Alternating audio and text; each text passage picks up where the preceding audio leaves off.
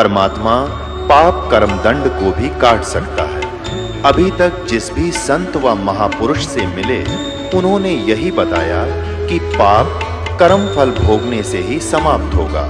वो प्रभु कौन है जो पाप कर्म को काट देता है, वो काल के बंधन से छुड़वा देता है। उसका क्या नाम है, पूजा की विधि क्या है? कृपया अवश्य सुनिए जगत गुरु तत्वदर्शी संत रामपाल जी महाराज के अमृत वचन। अब देवी जी क्या बताती है? वो कहती है हिमालय जी को, राजा हिमालय को ज्ञान दे रही है और कह रही है कि वैसे तो कह रही मेरी भक्ति कर, लेकिन इससे मोक्ष वोक्ष कुछ नहीं। फिर कहे कि उस ब्रह्म की भक्ति करो, ब्रह्म की, उसका ओम नाम है, और उसको टारगेट मानकर, इष्ट मानकर ब्रह्म की भक्ति करो। ब्रह्म लोक में चले जाओगे और सब बातें छोड़ दो, यानी मेरी भी पूजा त्याग दो। देखिएगा, ये 7वां स्कंद है, संक्षिप्त देवी भागवत 562 पृष्ठ पे। देवी द्वारा हिमालय को ज्ञानोपदेश यानी ब्रह्म स्वरूप का वर्णन। श्री देवी जी कहने लगी, पर्वतराज, ये तो इन्होंने अपने बारे में बताया। फिर यहां से कहा कि उस ब्रह्म का क्या स्वरूप है, यह बतलाया जाता है जो प्रकाश रूप सबके अत्यंत समीप में स्थित हृदय रूप गुहा में स्थित होने के कारण गुहाचर नाम से प्रसिद्ध और महान पद अर्थात परंपरा पे है। देखना, वह समस्त प्रजा के ज्ञान से परे है, अर्थात किसी की बुद्धि में आने वाला नहीं है, यह तुम जानो। जो परम प्रकाश रूप है, जो सूक्ष्म से वेतन सूक्ष्म है, जिसमें संपूर्ण लोक और उन लोकों में निवास करने वाले प्राणी स्थित हैं, वही ये अक्षर ब्रह्म है, वही सबके प्राण है, वही सबकी वाणी है। अब देखो, दुर्गा के ज्ञान से भी परिचित होते चलना। श्री दुर्गा जी के ज्ञान से वो ब्रह्म को अक्षर ब्रह्म कह रही है, जबकि यह सर ब्रह्म है। फिर भी ध्यान से सुना, वही सबकी वाणी है, सबका मन है, यह परम सत्य और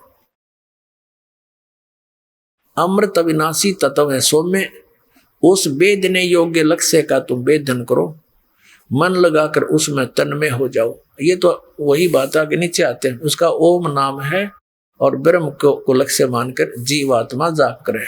यहां स्पष्ट कर दिया, उस एकमात्र परमात्मा को ही जाने, दूसरी सब बातों को छोड़ दे। अर्थात मेरी पूजा भी मत करना और कोई पूजा नहीं करना, केवल एक ब्रह्म की पूजा करो। यही अमृत रूप परमात्मा के पास पहुंचाने वाला पुल है। संसार समुद्र से पार होकर अमृत स्वरूप परमात्मा को प्राप्त कराने का यही सुलभ साधन है। इस आत्मा का देखो, लिखा है कि अंतर्यामी रूप से वर्तमान है। इस आत्मा का ओम के जप के साथ ध्यान करो। इससे अज्ञान में अंधकार से सर्वथा परे और संसार समुद्र से उस पार जो ब्रह्म है उसको पा जाओगे, तुम्हारा कल्याण हो। यानी ओम नाम जाप करो, ब्रह्म को इष्ट मानकर, नथिंग एल्स, और कोई नहीं पूजा करनी, तो वहां उसको पा जाओगे, तुम्हारा कल्याण हो। वो कहाँ रहता है, ये देखना 563 पृष्ठ पे। वह यह सबका आत्मा ब्रह्म ब्रह्मलोक रूप दिव्य आकाश में स्थित है। हो गया, ये ब्रह्मलोक में रहता है वो ब्रह्म। और ओम नाम का जाप करो, ब्रह्मलोक में चले जाओगे उसके पास। इतना सा ज्ञान देवी ने दिया। अपनात्माओं, श्री देवी जी ने एक बात और स्पष्ट किया है कि वेदों को छोड़कर, यानी और किसी भी ग्रंथ का आश्रय लेकर आध्यात्मिक साधना मत करना, वो ज्ञान भ्रमित है। इसके दिखाते हैं आपको, ये 7वां स्कंद और संक्षिप्त देवी पुराण, देवी भागवत 470 से लेंगे हम। यहां से प्रसंग चल रहा है। श्री देवी जी कहती है, राजन यानी पर्वतराज, ये हिमालय को बता रही है, हिमालय को श्री देवी बता रही है। क्या बता रही है, यहां आ जाते हैं हम 571 अपने काम की बात पढ़ेंगे 571 पर। वेद में कहे गए धर्म का परित्याग करके जो अन्य धर्म का अवलंब लेते हैं, राजा को चाहिए कि उन अधार्मिक व्यक्तियों को अपने राज्य से निकाल दे। ब्राह्मण लोग उन अधर्मिकों से न बातें करें और न उन्हें अपनी पंक्ति में बैठावें। और देखो फिर क्या लिखा है कि इस जगत में तरह तरह के अन्य जितने शास्त्र हैं वे सभी श्रुति और स्मृति से विरुद्ध होने के कारण तामसी कहे जाते हैं। उन शास्त्रों का नाम है वाम, कपाल, कौलक और भैरागम। शिव ने मोह में डालने के लिए यानी धोखा देने के लिए, मूर्ख बनाने के लिए इन शास्त्रों का प्रतिपादन किया है। इनमें कहीं कहीं वेदों से अविरुद्ध अंश हैं, यानी वेदों के अनुसार ही हैं। वेदज पुरुष उस अंश को ग्रहण कर ले तो कोई दोष नहीं। वेद से भिन्न अर्थ को स्वीकार करने के लिए द्विज सर्वथा अनधिकारी है। अतएव वैदिक पुरुष सम्यक प्रकार से प्रयत्न करके वेद का ही आश्रय ले, यही शाश्वत धर्म है। अब इसमें आपने ये तो पढ़ा, थोड़ा सा और कंसेप्ट क्लियर कर दें कि वर्तमान के ब्राह्मण ये जो थे,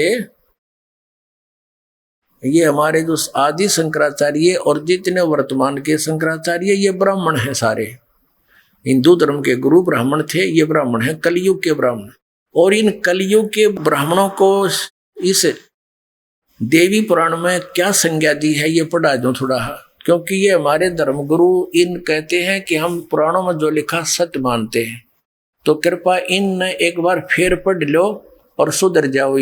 दास की यही प्रार्थना है, समाज शाना हो गया। देखो ये वही देवी भागवत चल रही है, आपको दिखाते हैं 414 पृष्ठ पर दिखाते हैं।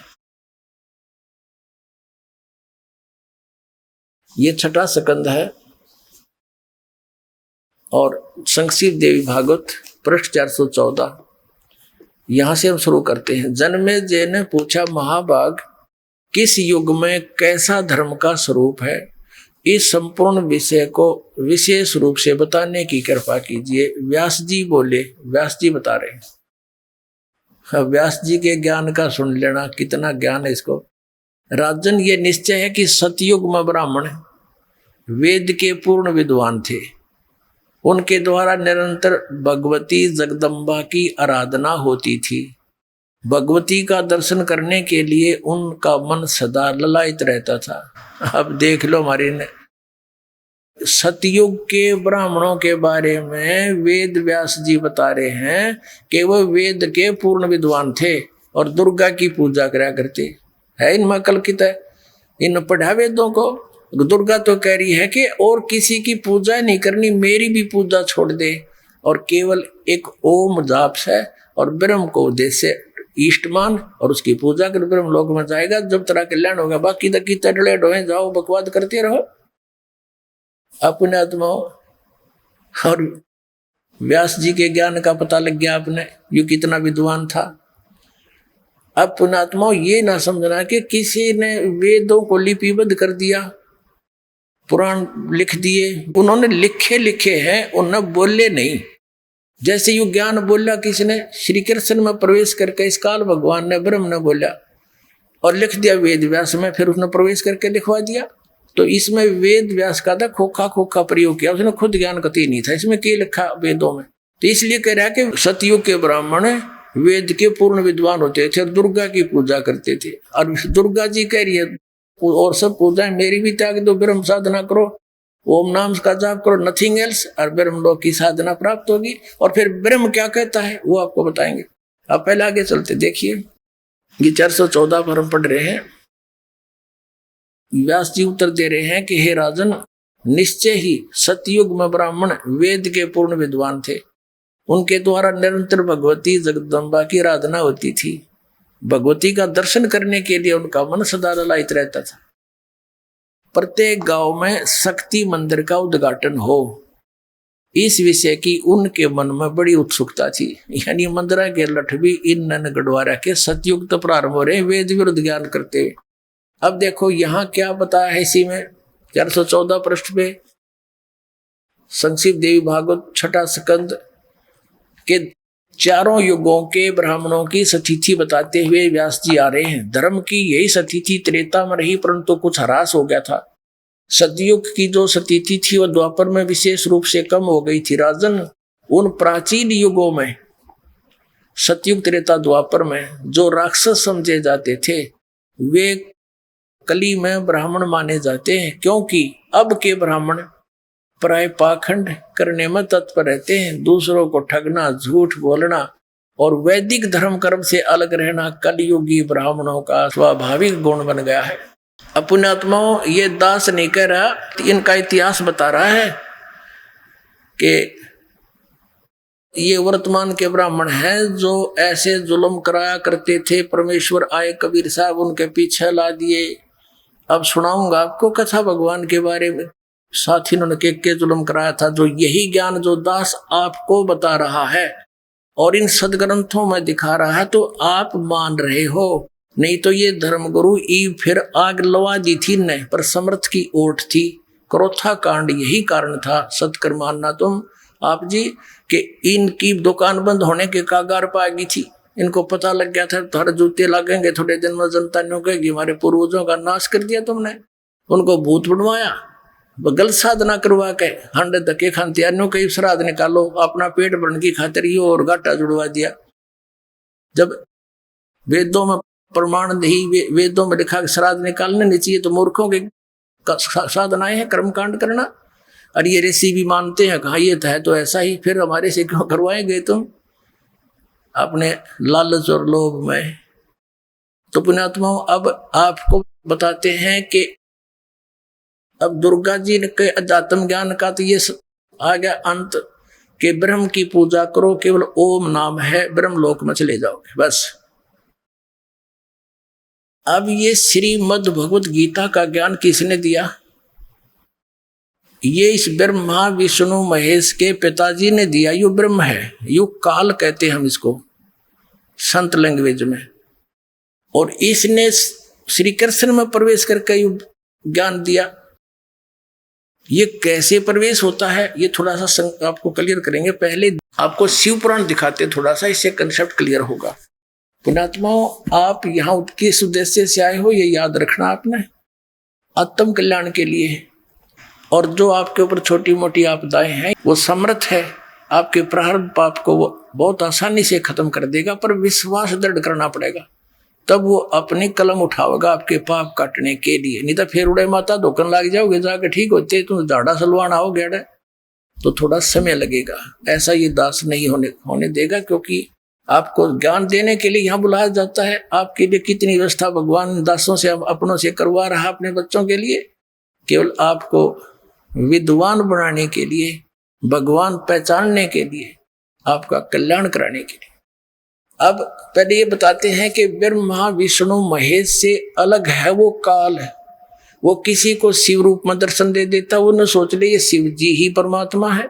किसी को विष्णु जी के रूप में दर्शन दे देता है, न सोचे ये विष्णु ही भगवान है। तो इन विष्णु और कर शिव जी का ब्रह्मा का भ्रम पैदा हो गया कि हम भगवान हैं। इसी बात पर इन दोनों का झगड़ा हो गया, विष्णु का और ब्रह्मा जी का।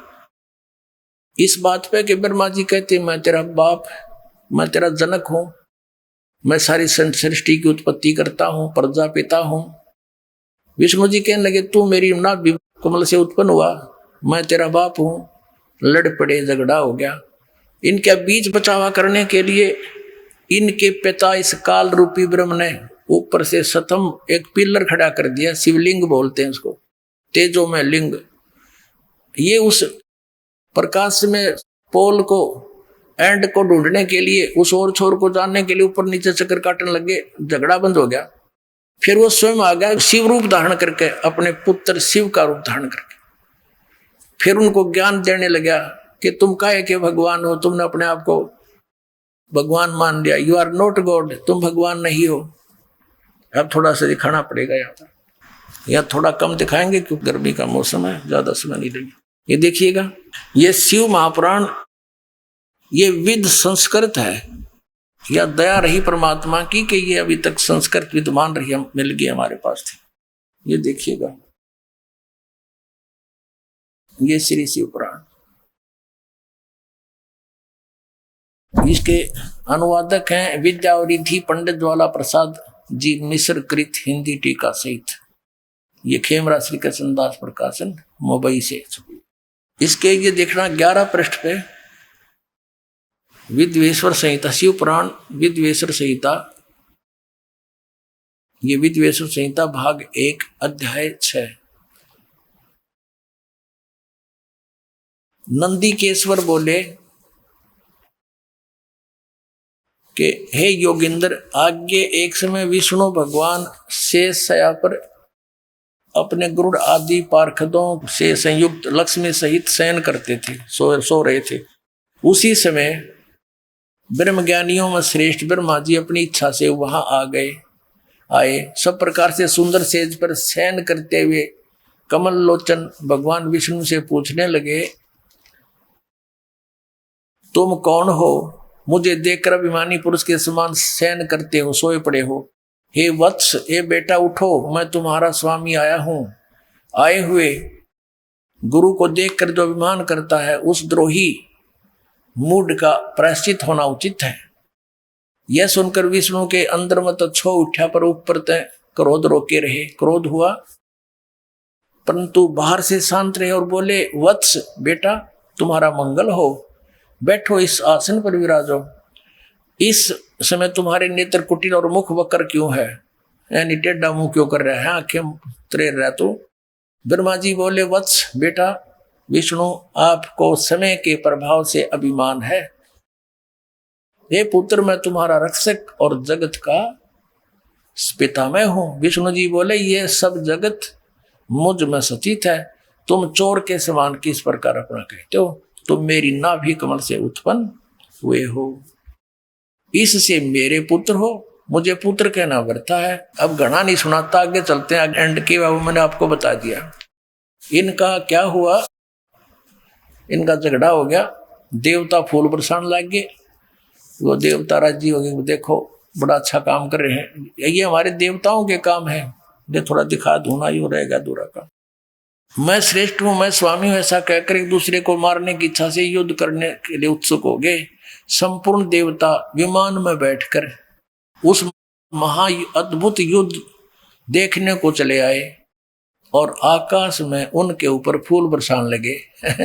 बताइए, हमारे देवताओं के काम है। देवता कहें अच्छी आत्माओं को, नेक पुरुषों को। अब 2 भाई लड़ रहे हैं और ऊपर तो दूसरे नो के शाबाश, देखो कौन सा हारा जीतेगा, मरो कटके है। ये हमारे देवताओं के लक्षण। और ये हमारे भगवान तो एक नो का मैं तेरा बाप, रो नो का मैं तेरा बाप, गुट्टम गुट्टा। 4th कक्षा के बालक लड़ा करें, ये ऐसी बुद्धि उनकी होती है। और टीचर कहता है उनको बुलाकर, क्यों झगड़ रहे थे? ये कहता जी इन्होंने बोला तेरा बाप, मैं तेरा बाप। दूसरा कहता ना जी इसने पहले कहा था है। और गुट्टम गुट्टा एक दूसरा कुर्ता पाड़ रखे। इन भगवानों की पूजा करने को ये हमारे धर्म गुरु शंकराचार्य बताया करते। और ये बताई हमारे जो ना इसी को लूम डाल रखा है। अब ये भगवान नहीं है, दास नहीं कह रहा, इनका इतिहास कह रहा। देखिएगा प्रश्न नंबर 17 पर है, शिव पुराण 17 पृष्ठ। ये है विद्वेश्वर संहिता अध्याय 9। नंदीकेश्वर बोले, इस प्रकार भगवान ने उन नम्र हुए ब्रह्मा और विष्णु पर अनुग्रह करके, आगे दिखाते हैं, उन दोनों की अज्ञानता और वैर को दूर करने के अर्थ दोनों से कहा। किसको? ब्रह्मा और विष्णु को, कि मेरे सकल और निष्कल भेद से 2 रूप हैं और परंतु और ईश्वर नहीं है। इस कारण से उसके 2 रूप नहीं हो सकते उनके। पहला सतम रूप और दूसरा पीछे मूर्तिमान शिव रूप धारण करके आ गया, वो मेरा दूसरा रूप है किया। इसमें ब्रह्म रूप निष्कल है, वो लिंग खड़ा कर दिया ना, उतनों का निष्कल है, निष्कल निष्फल नहीं है, निष्कल है। और ईश्वर रूप सगुण है, मैं तेरे सामने खड़ा शिव रूप धारण करके, ये मेरा सगुण रूप है और निराकार निष्कल, उसकी कोई शकल नहीं। मेरे ये दोनों रूप सिद्ध है, दूसरे किसी के नहीं हो सकते। इस कारण से तुम दोनों को अथवा दूसरों को ईश्वरता की प्राप्ति नहीं हो सकती। तुमने जो अज्ञान से अपने को ईश मान लिया, तुमने अपने आप को अज्ञानता से भगवान मान लिया, ईश मान लिया, कर्ता मान लिया। यह बड़ा अद्भुत हुआ। उसके दूर करने को ही मैं रण स्थान में आया। तुम अपना अभिमान त्याग कर मुझ ईश्वर में अपनी बुद्धि लगाओ। मेरे प्रसाद से लोक में सब अर्थ प्रकाश करते हैं। क्या बताता है कि मैं ब्रह्म हूं, जगत के वर्धक होने से मैं ब्रह्म हूं। हे ब्रह्म केशव, सत्ता व्यापक ये होने से मैं आत्मा हूं। मैं इस सब का ईश हूं। यह मेरा है। मेरे सिवा किसी दूसरे का नहीं हो सकता। फिर आगे दिखाते हैं। अब ये 18 पृष्ठ पे हम पढ़ेंगे। 18 पृष्ठ पे आगे हैं। 10वां अध्याय 9वां यहाँ समाप्त होता है। इति श्री महापुराणे विद्वेश्वर संहिता भाषा टीकायाम 9वां अध्याय। ये 10वां शुरू होगा। 10वें के हम यहाँ पर आते हैं। 10वें श्लोक में ये काल कह रहा है ब्रह्मा और विष्णु को, पुत्रो यह कृत आपने तप से प्राप्त किया है जो कि सृष्टि की उत्पत्ति और पालन कहता है। ब्रह्मा को उत्पत्ति और विष्णु को पालन, जो महकमा दिया है विभाग, वो मैंने दिया है। तब अपने तप करके प्राप्त किया, सृष्टि उत्पत्ति और पालन कहता है। सो मैंने प्रसन्न होकर तुम्हें दिया है। इसी प्रकार दूसरे दो कृत यानी दो जॉब, दो विभाग रुद्र और महेश को प्रदान किए हैं, परंतु अनुग्रह कृत कोई भी पाने वह समर्थ नहीं। अपने आत्माओं हमने अपने उस प्रसंग को क्लियर करना है, जो प्रसंग ये कंसेप्ट दास क्लियर करना चाहता है कि ये ब्रह्मा विष्णु महेश का जो पिता है ये धोखा देकर इनको रखता है। इसने प्रतिज्ञा कर रखी है कि मैं अपने वास्तविक रूप में कभी किसी को दर्शन नहीं दूंगा।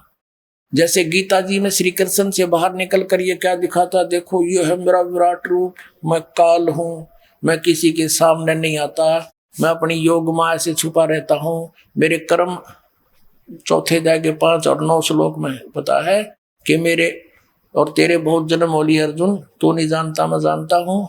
मेरे कर्म अलौकिक हैं, दिव्य है, मेरे जन्म भी अलौकिक है। ये कर्म ऐसे अलौकिक है। अब बताए, अब बाकी शाम को दिखाएंगे। अब थोड़ा सा कंसेप्ट ये क्लियर करते हैं। अब यहाँ हम जो प्रसंग चल रहा है कि ये सिद्ध हो गया कि ये बोलने वाला 5वां है श्री विष्णु जी, श्री ब्रह्मा जी, श्री शिव जी और रुद्र से। इनसे 5वां है ये बोल रहा है। ये कौन है? ये ब्रह्म है, ये काल है। ये ऐसे धोखा देकर रखता है। किसी को शिव रूप में दर्शन दे देता, किसी को विष्णु रूप में दर्शन दे देता, किसी को ब्रह्मा जी के रूप में। तो इनको भ्रम हो जाता है। लोग कहते हैं आप ही परमात्मा हो, आप छुपाए बैठे हो। इस कारण से ये लड़ भी पड़े, आपस में झगड़ा भी कर लिया। अब इनको बता दिया कि तुमने अपने आप को भगवान मान लिया। You are not God. Brahma और विष्णु तुम भगवान नहीं हो, ना शिव, ये महेश, ये तुम भगवान नहीं हो। और पुण्यात्माओं, ये हमारे शंकराचार्य और हमारे गुरु आचार्य मंडलेश्वर, ये हमारी नौकरी, ये भगवान है। और इनका इतिहास और पुराण बताओ ये भगवान है ही नहीं। तो ये हमारे साथ कितना धोखा कर रहे थे। अब आपको दिखाते हैं ये क्या कहता है कि मेरा एक ओम मंत्र है, नथिंग एल्स। ये तो 5वां बोल रहा है शिव पुराण का, ये रुद्र विद्वेश्वर संहिता। अब देखना, ये 19 पृष्ठ है, वही शिव पुराण विद्वेश्वर संहिता अध्याय 10 का पढ़ रहे। यहां लिखा है कि सोई निज मंत्र उपदेश करते हैं और यह ओंकार मेरे मुख से उत्पन्न होने से मेरे ही रूप का बोधक है और महामंगल करने वाला है। यह वाचक है, मैं वाच्य हूं। यह मंत्र मेरा आत्मा है, इसके समण से मेरा समण होता है। ओम का मंत्र समझ करने से इस कारण इस अज्ञान की सिद्धि के निमित्त ओंकार नामक मंत्र जप करो। जो बता रहे हैं तुम भगवान नहीं हो, इसलिए उसके बारे में मंत्र जप करो। अभिमान का, यह अभिमान का दूर करने वाला है। सोई निज मंत्र उपदेश करते हैं। यह ओंकार मेरे मुख से उत्पन्न होने से मेरे ही स्वरूप का बोधक है और महामंगल करने वाला है। यह वाचक है, मैं वाच्य हूं, यह मंत्र मेरा आत्मा है, इसके समन से मेरा समन होता है। ठीक हो गया। उत्तर की ओर से के मुख से अकार का, पश्चिम के मुख से उकार का, दक्षिण के मुख से मकार का, पूर्व के मुख से बिंदु का, मध्य के मुख से नाद का नाद उत्पन्न हुआ। इस प्रकार 5 प्रकार से यह निर्गत हुआ। वह सब एक होकर ओम एका अक्षर हो जाता है। ये मेरा मंत्र है। सीधी सी बात है, ये ओम एक अक्षर ये मेरा मंत्र है। कौन कहता है? ये शिव प्राण बोलने वाला, जो ब्रह्मा और विष्णु को पुत्र कहता है, तो ये इनका पिता है, ये काल रूपी ब्रह्म है।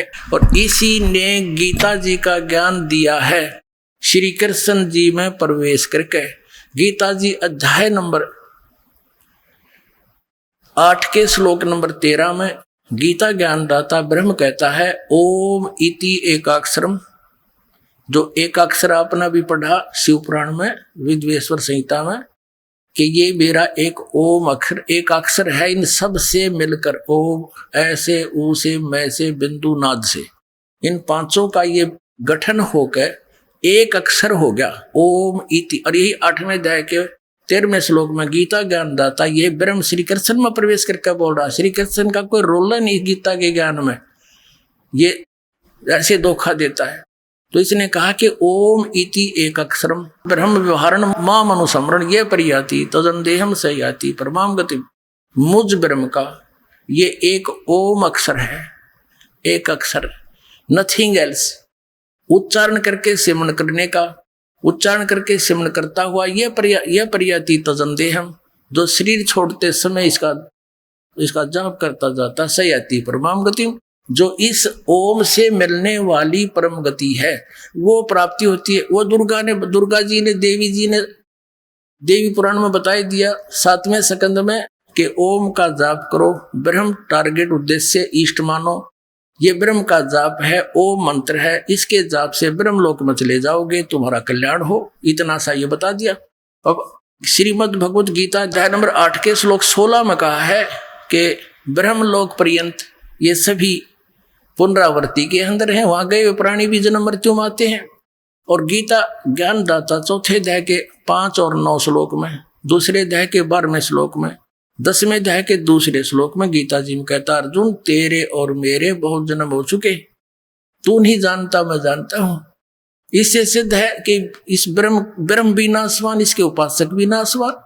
इसलिए ये कहता है कि तत्वदर्शी संत की खोज कर, और वो तत्वदर्शी संत की जब खोज कर लेगा, मेरे बात को तुम आश्रय बना लेगा इस बात का, तो फिर वो प्राणी मेरे इस बात के, इस ज्ञान के आश्रित होकर के 7वें अध्याय के 29वें श्लोक में कहा कि वो जो जरा और मरण से छूटने का ही प्रयत्न करते हैं और कोई संसार की इच्छा नहीं रखते, इसी उद्देश्य से जो भक्ति कर रहे हैं, जरा माने बुढ़ापा, मरण माने मृत्यु, बुढ़ापा और मृत्यु के कष्ट से छूटने के लिए जो यत्नशील हैं, वो उस तत्ब्रह्म को और सारे दात्म को और सारे कर्मों से परिचित हो चुके हैं, तभी वो उस जरा और मरण के छूटने के लिए ही उस तत्ब्रह्म को पहचान चुके हैं, उसकी भक्ति करते हैं।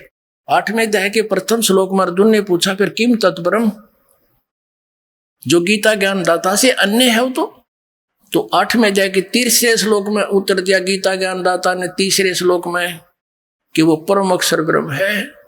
उसकी जानकारी मुझे नहीं है, उसको तत्वदर्शी संतों से पूछो जा करके, वो बताएंगे। और 17वें अध्याय के 23वें श्लोक में उस परम अक्षर ब्रह्म के पाने की साधना का मंत्र बताया है, ओम तत्सदिति निर्देश ब्रह्मण त्रिविद समर्थ है। उस सचिदानंद घन ब्रह्म परम अक्षर ब्रह्म के पाने का 3 मंत्र की साधना है। साधना पुण्यात्माओं अलग चीज होती है और प्राप्य वस्तु उस साधना का परिणाम होता है। जैसे हम हैंडपंप से जल निकालने के लिए प्रयत्न करते हैं, बोकी मारते हैं, पाइप करते हैं, हैंडपंप लगाते हैं, तो हमारी वो पूजा नहीं, वो साधना है, वो प्रयत्न है। उससे जो वस्तु प्राप्त होगी वो हमारा इष्ट है, वो प्राप्य है। तो इन 3 मंत्रों से ओम तत्सत, ओम ये ब्रह्म का जाप है और तत् और सत ये सांकेतिक शब्द है अक्षर पुरुष और परम अक्षर ब्रह्म के। गीता जी अध्याय नंबर 15 के श्लोक नंबर 1 से 4 में बताया है कि उल्टा लटका संसार रूपी वृक्ष है, इसके ऊपर को जड़ है, वो तो पूर्ण परमात्मा है, वो गुप्त है, और नीचे के तीनों गुण रूपी शाखा है। गीता ज्ञानदाता ने इतना ही बता दिया। कहते जो इस पूरे संसार रूपी वृक्ष के सभी विभागों को बता देगा, स वेदविद, वह वेद के तात्पर्य को जानने वाला है, वो तत्वदर्शी संत है। ये पहचान बता दी तत्वदर्शी संत की, जो चौथे अध्याय में 34वें श्लोक में जिसके से ज्ञान जानने के लिए कहा है। फिर ये भी बताया है कि अब परमेश्वर ने स्वयं आकर 600 वर्ष पहले कबीर परमेश्वर ने कहा था, अक्षर पुरुष एक पेड़ है, क्षर पुरुष वा की डार, और तीनों देवा शाखा है। ये पात्ररूप संसार। तो भगवान स्वयं भी थे, वो तत्वदर्शी संत भी थे, क्योंकि वो मालिक है, वो सब भाषाओं को जानते हैं और वो परम तत्व से परिचित थे। अब उस समय इन्होंने नकार दिया। अब क्या बताता है, तीनों गुण रूपी रजगुण ब्रह्मा, सतगुण विष्णु, तम गुण शिव जी, ये तो शाखाएं हैं इनकी संसार रूपी वृक्ष की, ये वैसे अभिन्न अंग है हमारा। तो फिर क्या बताया है 15वें अध्याय के 4थे श्लोक में, तत्वदर्शी संत की प्राप्ति के उपरांत परमेश्वर के उस परम पद की खोज करनी चाहिए जहां जाने के बाद साधक फिर कभी लौट कर वापस नहीं आते संसार में, वो पूर्ण मोक्ष प्राप्त करते हैं। और जिस परमेश्वर से सारे संसार रूपी वृक्ष की प्रवृत्ति विस्तार को प्राप्त हुई है, यानी जिसने सारे ब्रह्मांडों की रचना की है, और मैं भी उसी की शरण हूं, उसके अतिरिक्त कोई साधना किसी की नहीं करनी चाहिए, उसकी भक्ति करो। 18वें अध्याय के 62वें श्लोक में कहा कि अर्जुन तू सर्वभाव से उस परमेश्वर की शरण में जा, उसकी कृपा से तू परम शांति को और सनातन परम धाम यानी उस सतलोक को प्राप्त होगा, तेरा पूर्ण कल्याण होगा।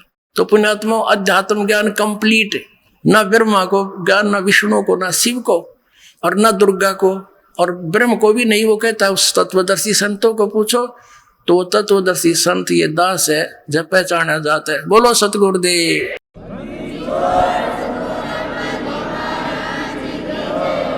परम पिता परमात्मा पूर्ण ब्रह्म सर्व सृष्टि रचनहार कबीर परमेश्वर जी की असीम कृपा से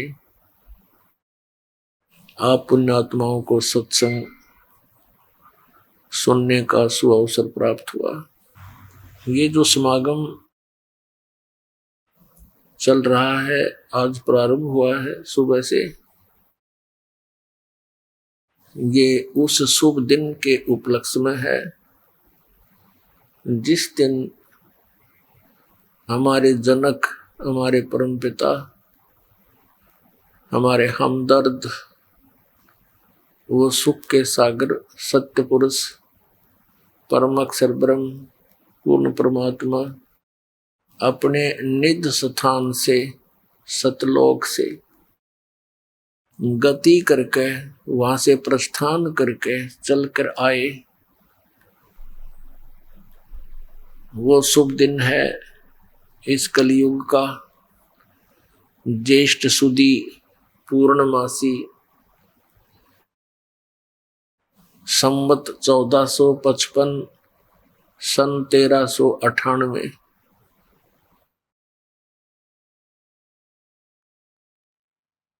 पूर्णमासी ज्येष्ठ सुदी पूर्णमासी को परमात्मा सतलोक से चलकर आए थे। एक शिशु रूप धारण किया, काशी के अंदर, बनारस के अंदर एक लहर तारा नामक तालाब के ऊपर परमात्मा शिशु रूप धारण करके विराजमान हुए। वहां से नीरू नीमा नाम के एक जुलाहा दंपति जो निसंतान थे, परमात्मा को घर ले आए। और जुलाहे के घर परवरिश की लीला होने के कारण बड़े होकर वो परमात्मा जुलाहे का कार्य करने लगे।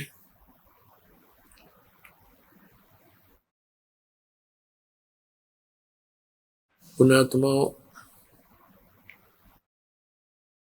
हम काल के जाल में फंसे हुए हैं और वो परमात्मा आकर ही हमें यहाँ सतर्क करते हैं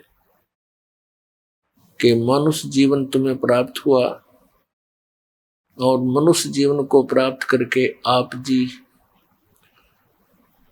भक्ति नहीं कर रहे हो, परमात्मा का नाम जाप नहीं कर रहे हो, तो आप अपने मनुष्य जीवन का सदुपयोग नहीं कर रहे। उस परमात्मा के अतिरिक्त जो भी हमें अध्यात्म ज्ञान दिया जाता है वो काल तक सीमित होता है। उस काल तक सीमा में जन्म और मृत्यु सदा बनी रहती है। और काल भगवान, जिसे सरपुरुष भी कहते हैं, ये स्वयं भी नाशवान है। ये 21 ब्रह्मांड का स्वामी है।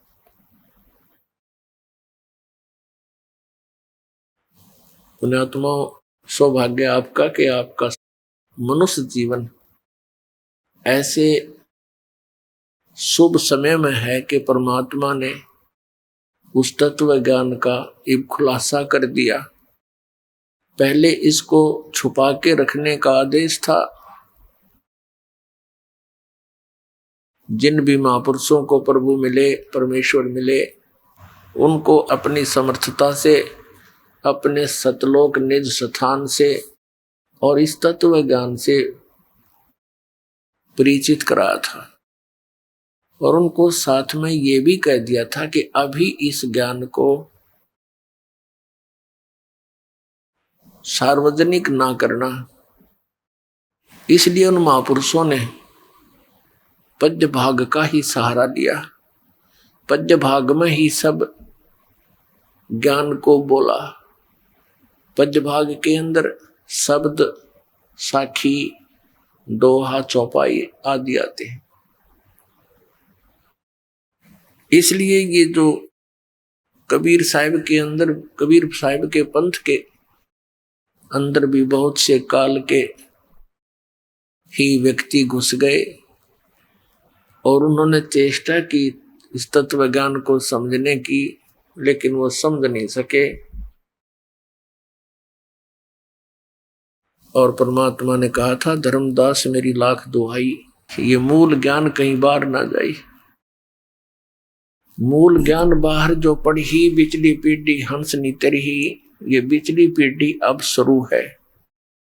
यदि ये ज्ञान इन काल के दूतों के काल से प्रेरित संदेश वाहक जो संत हैं, इनको ये पता लग जाता तो ये भी यही ज्ञान देते होते।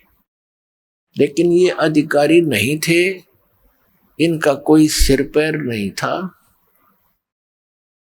तो जिस कारण से ये ज्ञान भी यदि किसी के पास है और ये साधना भी जो दास बता रहा है किसी के पास उपलब्ध है, इस दास से प्राप्त करके कोई डुप्लीकेट स्वयंभू गुरु बनकर दान कर भी रहा है, तो उसको उससे कोई लाभ होना नहीं। तो यही स्थिति हो जानी थी। इसलिए परमात्मा ने इस तत्व ज्ञान को आज तक, अब तक, यानी जब से दास ने ये प्रारंभ किया बताना, उससे पहले छुपा कर रखने का ही आदेश दिया था। तो पुण्यात्माओं, सुबह प्रसंग चल रहा था कि परमेश्वर ने आके हमें यथार्थ ज्ञान दिया। वो परमेश्वर स्वयं सतलोक से चलकर आते हैं और वो हमें यथार्थ ज्ञान बताते हैं। उसी आधार से परमेश्वर स्वयं आए, पूर्ण ब्रह्म सत्य पुरुष, उनके विषय में आज जानकारी देंगे। पुण्यात्मा, परमात्मा को जानना पहचानना कठिन है, भक्ति साधना कठिन नहीं है। तो उसके पहचानने के लिए परमात्मा ने स्वयं ही हमारे ऊपर मेहर बख्शी है कि हम शिक्षित किए। आज सुबह के सत्संग में आप जी सुन रहे थे कि श्री ब्रह्मा जी, श्री विष्णु जी, श्री शिव जी और श्री देवी तथा इस ब्रह्म को भी अध्यात्म ज्ञान कंप्लीट नहीं। और ब्रह्मा विष्णु महेश तथा सतयुग तक के ऋषि, सतयुग से लेकर आज तक के इन ऋषि ब्राह्मणों ने गुरुओं को अध्यात्म ज्ञान बिल्कुल नहीं।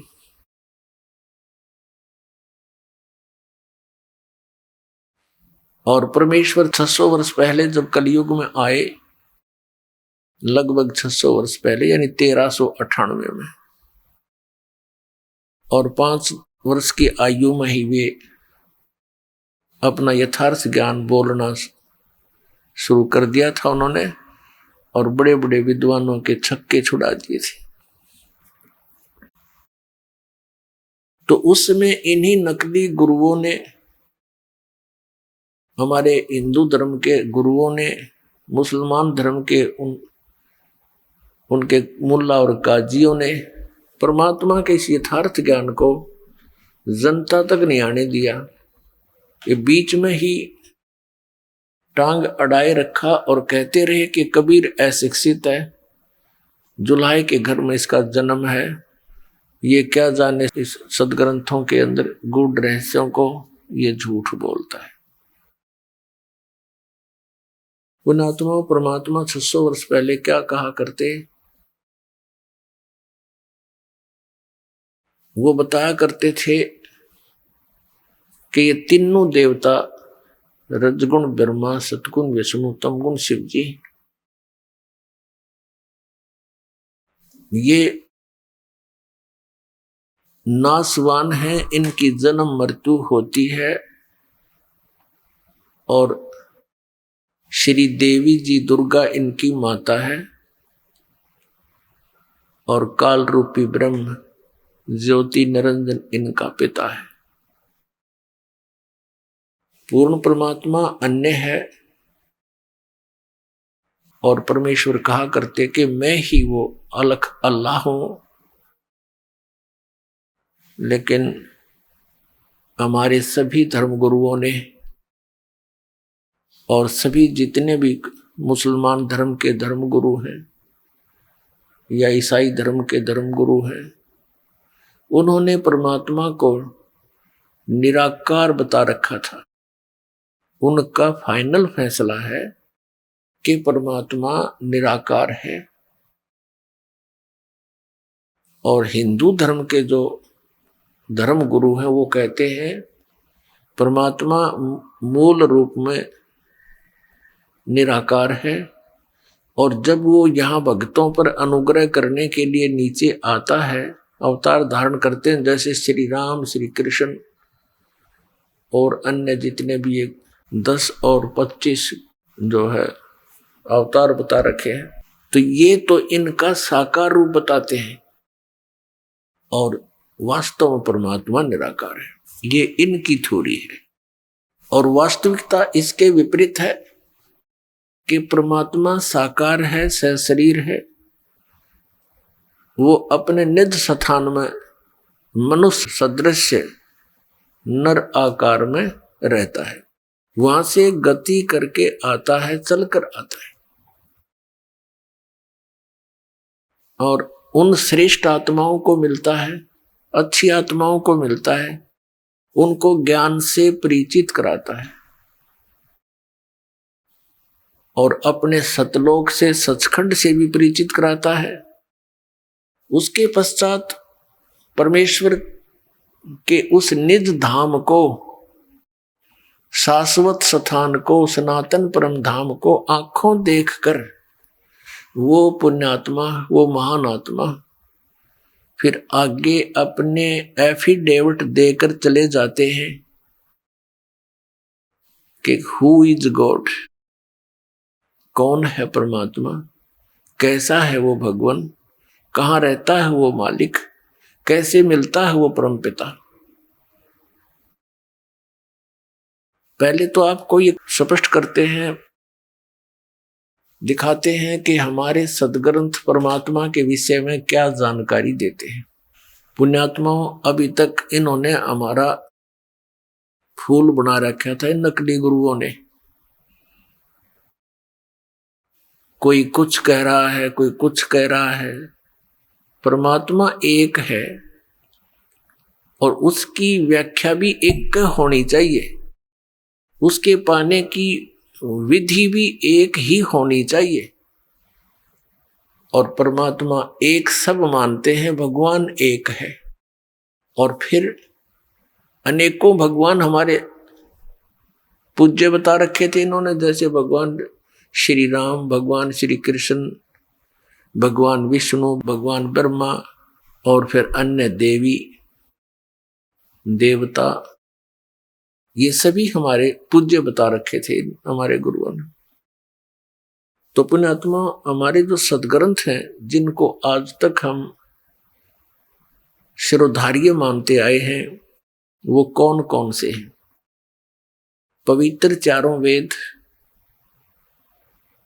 पवित्र श्रीमद् भगवत गीता और पवित्र 18 पुराण। अब इन सदग्रंथों में भी अंतर है। जैसे ये 4 वेद, ये गॉड गिवन है, ये प्रभु दत्त है, परमेश्वर ने दिए हैं। और श्रीमद् भगवत गीता, ये भी गॉड गिवन है। श्रीमद् भगवत गीता में ये काल स्वयं वक्ता बना श्री कृष्ण में प्रवेश करके, जिस कारण से इसने श्रीमद् भगवत गीता में कुछ अपना मत जोड़ दिया, योग कर दिया। और वो मत यानी इसके विचार यदि वेदों से नहीं मिलते हैं तो फिर वो हमें मान्य नहीं है। ये 4 वेद पहले सर्वप्रथम परमात्मा ने ये कंप्लीट ज्ञान दिया था, पूर्ण ज्ञान इस सरपुरुष यानी ज्योत स्वरूपी निरंजन ब्रह्म के अंतःकरण में ये पूर्ण ज्ञान फीड कर दिया था, फैक्स कर दिया था सतलोक से। और उसका समय निर्धारित कर दिया था। इतने समय उपरांत अपने आप इसके शरीर से ये बाहर आ गया था संपूर्ण अध्यात्म ज्ञान। इस काल भगवान ने जब इन पूरे कंप्लीट वेद को देखा तो इसने क्या किया, इसमें से वो भाग निकाल दिया जिसमें पूर्ण परमात्मा के पाने की विधि और सतलोक के अंदर वर्णित विशेष जानकारी जो थी, वहां क्या स्थिति है, कैसे रहते थे तुम, यहां कैसे आए, ये भी ज्ञान था। इसने उस पोर्शन को, उस भाग को निकाल कर नष्ट कर दिया। शेष जो ज्ञान है अपने पुत्र ब्रह्मा को दे दिया। आगे चलकर ये 4 वेद कहलाए, उसके 4 इन्होंने 4 भाग कर लिए। जिस वेद के भाग को इस ज्योत निरंजन ने अर्थात इस काल भगवान ने, ब्रह्म ने नष्ट किया था, उसको दोबारा देने के लिए परमात्मा स्वयं आते हैं और वो अपने मुख कमल से बोलकर उस अमृत ज्ञान को सुनाते हैं। वो ब्रह्मणे मुखे सच्चिदानंद घन ब्रह्म की वाणी कहलाती है। श्रीमद् भगवत गीता अध्याय नंबर 4 के श्लोक नंबर 32 में ये वर्णन किया है कि सच्चिदानंद घन ब्रह्म की वाणी में इन धार्मिक अनुष्ठानों यानी यज्ञों की जानकारी विस्तार के साथ कही गई है। और उस ज्ञान को जानने के बाद फिर ये साधक सभी कर्मों से मुक्त हो जाता है। उसको तत्व ज्ञान कहा है। श्रीमद् भगवत गीता अध्याय नंबर 4 के श्लोक 34 में कहा कि उस ज्ञान को जो सच्चिदानंद घन ब्रह्म ने अपने मुख कमल से बोलकर जो ज्ञान दिया है वो तत्व ज्ञान है। उस ज्ञान को तत्वदर्शी संतों के पास जाकर समझ, और फिर जैसे वो तत्वदर्शी संत तुझे मार्गदर्शन करें तो उस परमात्मा की साधना तो तू ऐसे कर सकता है। अपनी भक्ति के विषय में गीता ज्ञानदाता ने वो अपनी भक्ति सतर और उसकी विधि भी क्लियर कर रखी है श्रीमद् भगवद गीता। लेकिन उस परम अक्षर ब्रह्म की भक्ति साधना के लिए उसने तत्वदर्शी संत की खोज का ऑप्शन छोड़ दिया, प्रावधान बता दिया कि उससे पूछो।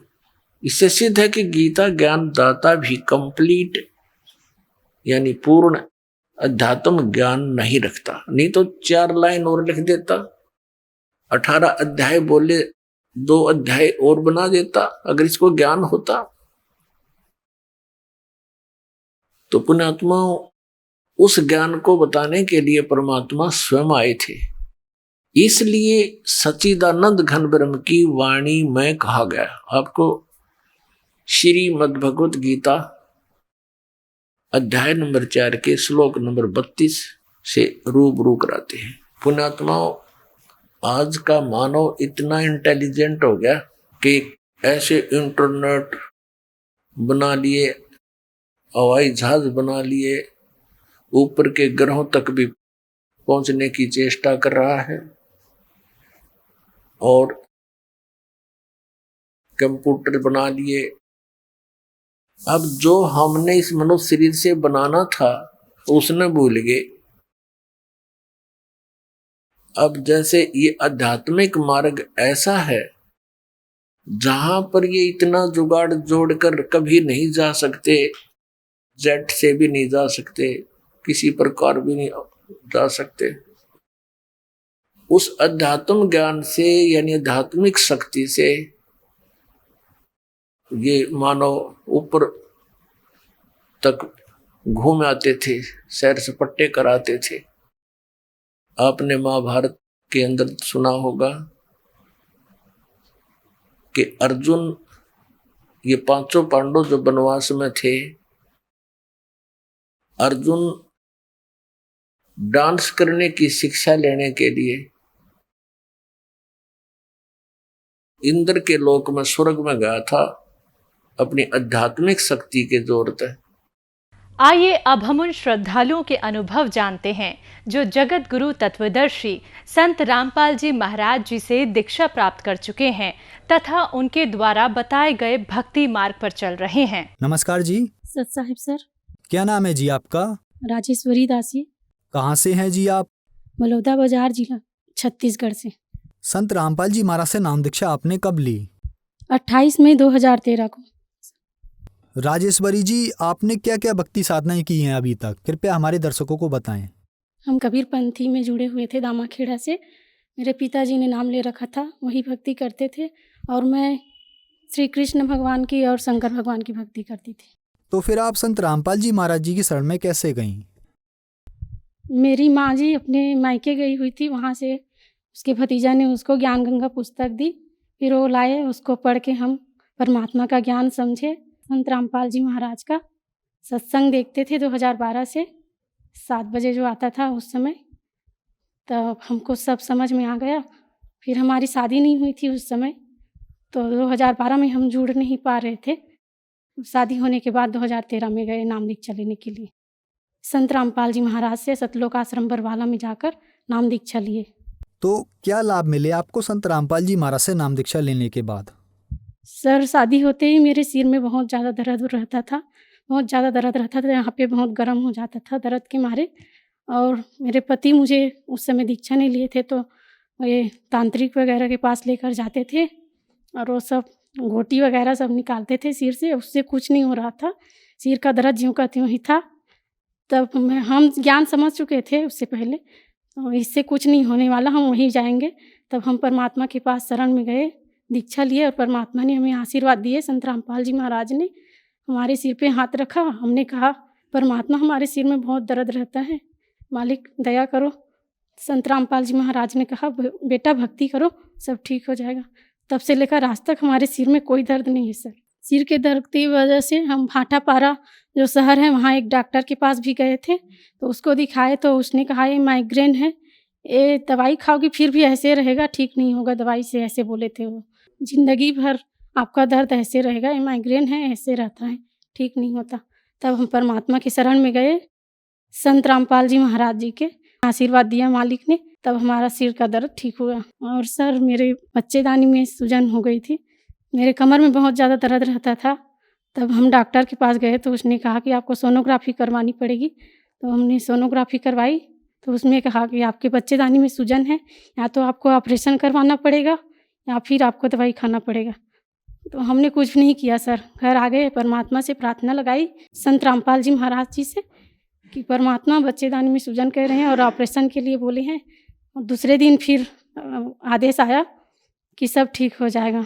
तब हम फिर से 4 दिन बाद चेकअप करवाने गए ज्योति हॉस्पिटल में, तो वहाँ वो मैडम ने बोला, चेक करते करते ही बोला, किसने भड़का दिया बेटा आपको, आपके बच्चेदानी में कोई प्रॉब्लम नहीं है, आप बिल्कुल ठीक हैं। ये संत रामपाल जी महाराज जी ने हमें लाभ दिया। बहुत ज़्यादा दर्द रहता था सर, मैं घर का काम भी नहीं कर पाती थी और मेरे 2 बच्चे थे, उनको संभालना मुश्किल हो गया था सर। परमात्मा ने बहुत सारे लाभ दिए मालिक ने। ये मेरी रिपोर्ट है सर। मैं इसको जब रिपोर्ट करवाई तो डॉक्टर ने बोला था कि आपको या तो ऑपरेशन करवाना पड़ेगा या फिर आपको दवाई खानी पड़ेगी। तो हमने ना ऑपरेशन करवाया ना दवाई खाई, संत रामपाल जी महाराज जी से प्रार्थना लगवाई थी। उसी के बाद से मैं बिल्कुल ठीक हूँ सर, कोई दर्द नहीं है, बिल्कुल ठीक हूँ। और एक बार मेरे कमर से लेकर पैरों तक बहुत ज़्यादा दर्द हो रहा था सर, मैं खड़ा भी नहीं हो पा रही थी, घर का कोई काम भी नहीं कर पा रही थी। फिर परमात्मा से प्रार्थना लगाई, फिर ठीक हो गया सर। और मेरी बच्ची एक छोटी, जब मैं प्रेगनेंसी थी उसको, छोटी वाली को, तो 5वां महीना चल रहा था, फिर बीच में ही वो मिसकैरेज का मतलब खतरा हो गया। तो मैंने परमात्मा का चरणामृत पी लिया और रात को एक भगतमती का इंटरव्यू आया कि मैंने चरणामृत पी तो मेरा वो बच्चा सही हो गया, ठीक हो गया। तो मैंने भी ऐसे की तो तुरंत ही वो जो आया था वो बंद हो गया मालिक की दया से, संत रामपाल जी महाराज जी की दया से। और वो बच्ची 7वें महीने में जन्म ले ली और आज बहुत तंदुरुस्त है, 3 साल की हो चुकी है। और मेरे पति बहुत शराब पीते थे सर, जुआ भी खेलते थे, जुआ खेल खेल कर पूरे जो बंटवारे में ज़मीन पाई थी सब बेच दिए थे, कुछ भी नहीं रखते घर में, मैं हर चीज़ बेच देते थे जुआ खेल खेल के। बहुत मेरी ज़िंदगी नरक जैसी हो गई थी।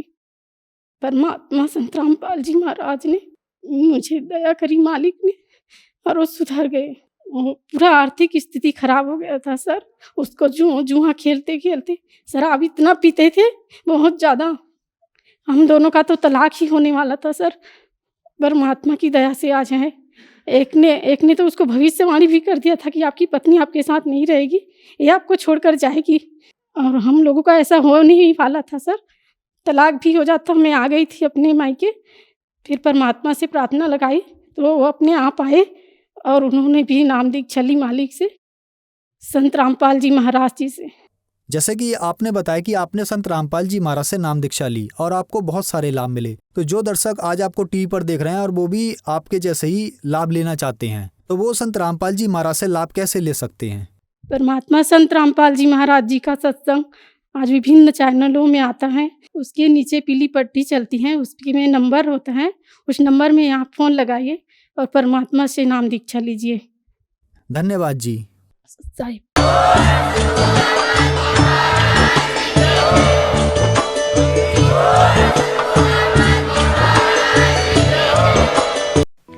आप सुन रहे गुरु तत्वदर्शी संत रामपाल जी महाराज के। अधिक जानकारी के लिए संपर्क करें